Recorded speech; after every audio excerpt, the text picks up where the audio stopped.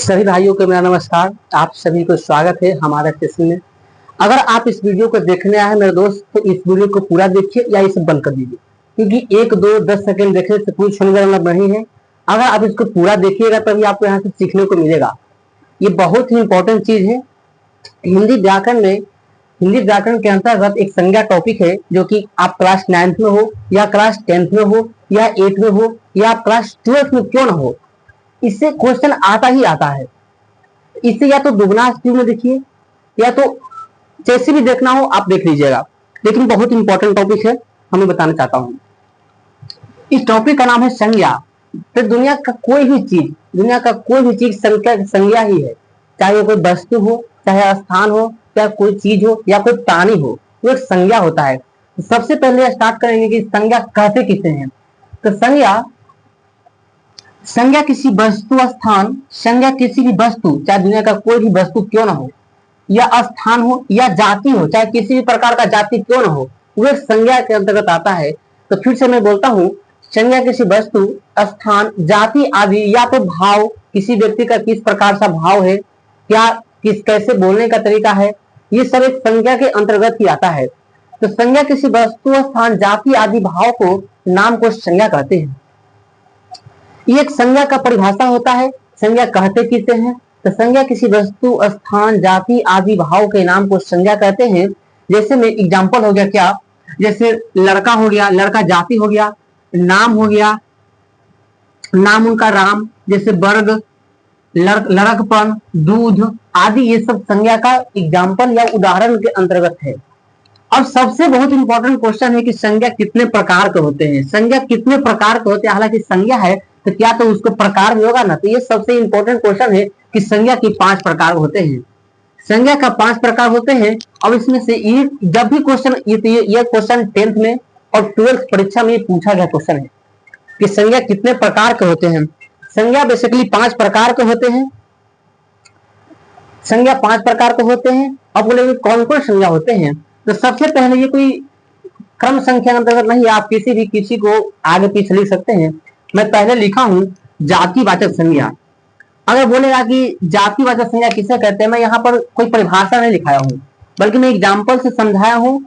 और परीक्षा में आपका एग्जाम्पल ही पूछता है, या तो 10th का परीक्षा हो या 12th का परीक्षा हो या 8 का चाहे 9th का, क्योंकि आजकल परीक्षा का पैटर्न क्या ऑब्जेक्टिव बेस्ड। हालांकि मैं बता देता हूँ इसका मतलब परिभाषा, आप अगर चाहेंगे तो लिख भी सकते हैं, मैं आराम से बोलूंगा। बोला कि जातिवाचक संज्ञा। तो जातिवाचक संज्ञा किसी जिस व्यक्ति वस्तु स्थान से जाति भर का बोध हो, जिस व्यक्ति वस्तु स्थान से जाति भर का बोध हो, उसे जातिवाचक संज्ञा कहते हैं। जैसे मैं जाति में बताता हूँ नाम। जैसे लड़का की जाति हो गया, ये एक लड़का जाति होता है।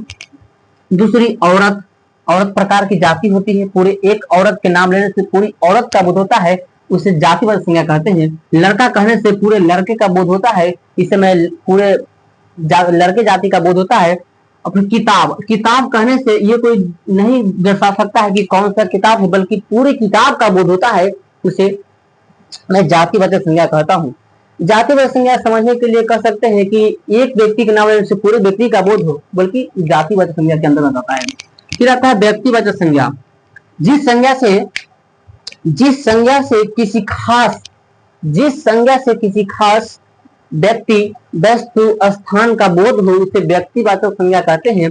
जैसे में राम को कहने से एक खास व्यक्ति का बोध होता है।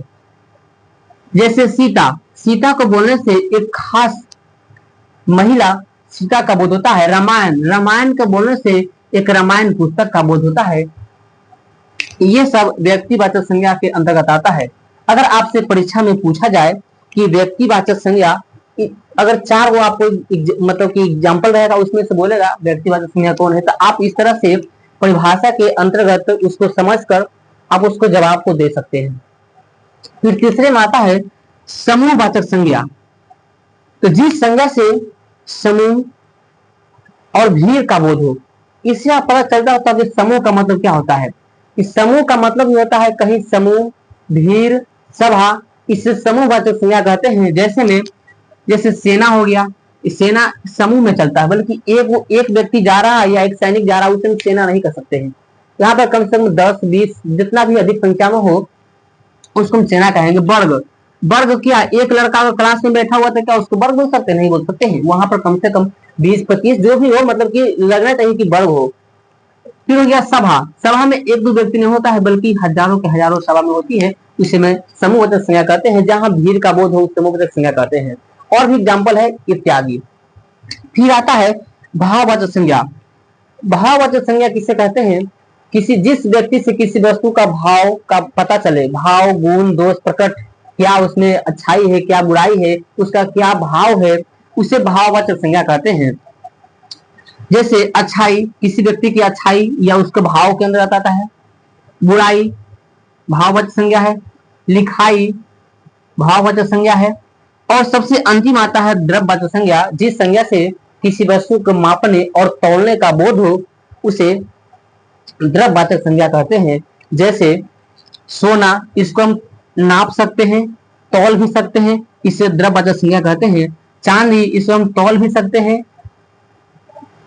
और माप भी सकते हैं कितने ग्राम है क्या है। जो मोती, ये सब भाववाचक संज्ञा के अंतर्गत द्रव्यवाचक संज्ञा के अंतर्गत आता है। तो आज मैं यहाँ तक ये चीज को बताया हूँ। अगर किसी भी प्रकार का कहीं भी आप सभी से अनुरोध है कि इस वीडियो को पूरा देख लीजिएगा, 1 से 2 बार जरूर देखिएगा, क्योंकि एक बार में कोई चीज आपको नहीं मिल सकता है। कम से कम 2 बार देखिएगा, चाहे भी दुगना तुम देखिए चाहे जैसे भी देखिए, लेकिन जरूर देख लीजिएगा। अगर आपको कहीं दिक्कत है तो मैं फिर से मैं बोल देता हूँ। संज्ञा का सामान्य अर्थ होता है नाम, चाहे दुनिया का कोई भी वस्तु हो, कोई भी स्थान हो, कोई भी नाम हो, चाहे कोई भी व्यक्ति हो, वो सब संज्ञा के अंतर्गत आता है। तो संज्ञा का परिभाषा होता है, संज्ञा किसी वस्तु स्थान जाति आदि भाव नाम को संज्ञा कहते हैं। जैसे लड़का, राम, वर्ग, लड़कपन, दूध आदि, ये सब संज्ञा के एग्जाम्पल है। संज्ञा के प्रकार, दूसरा क्वेश्चन होता है संज्ञा का प्रकार। संज्ञा 5 प्रकार का होते हैं। ये बहुत इंपॉर्टेंट क्वेश्चन है, ये 10th और 12th दोनों एग्जाम में पूछा गया है। और संज्ञा के 5 प्रकार कौन कौन है, तो होता है जातिवाचक संज्ञा, व्यक्तिवाचक संज्ञा, समूहवाचक संज्ञा, भाववाचक संज्ञा और द्रव्यवाचक संज्ञा। पहला है जातिवाचक संज्ञा, जिस संज्ञा से पूरी जाति भर का बोध हो उसे जातिवाचक संज्ञा कहते हैं। जैसे लड़का, औरत, किताब आदि। दूसरा व्यक्तिवाचक संज्ञा, जिस व्यक्ति से किसी खास व्यक्ति वस्तु स्थान का बोध हो उसे व्यक्तिवाचक संज्ञा कहते हैं। जैसे राम, सीता, रामायण इत्यादि। समूहवाचक संज्ञा, जिस संज्ञा से किसी समूह, एक पूरा समुदाय या समूह का बोध हो उसे समूहवाचक संज्ञा कहते हैं। जैसे सेना, वर्ग, सभा। चौथा होता है भाववाचक संज्ञा, जिस संज्ञा से किसी वस्तु के भाव का पता चले, गुण का पता चले उसे क्या कहते हैं, भाववाचक संज्ञा। तो उसका भाव क्या हो सकता है, या तो अच्छाई हो सकता है या बुराई हो सकता है या लिखाई हो सकता है, जो बहुत तरह के भाव हो सकता है। यहाँ पर यदि से होता है। फिर द्रव्यवाचक संज्ञा, जिस संज्ञा से मापने और तौलने का बोध हो उसे द्रव्यवाचक संज्ञा कहते हैं। जैसे सोना, चांदी, मोती, ये सब द्रव्यवाचक संज्ञा कहते हैं। यहाँ पर इस सेशन को मैं समाप्त करता हूँ। अगर कहीं भी समझने में दिक्कत हो, चाहे किसी प्रकार का दिक्कत हो, आप कमेंट कीजिएगा। जय हिंद, जय भारत।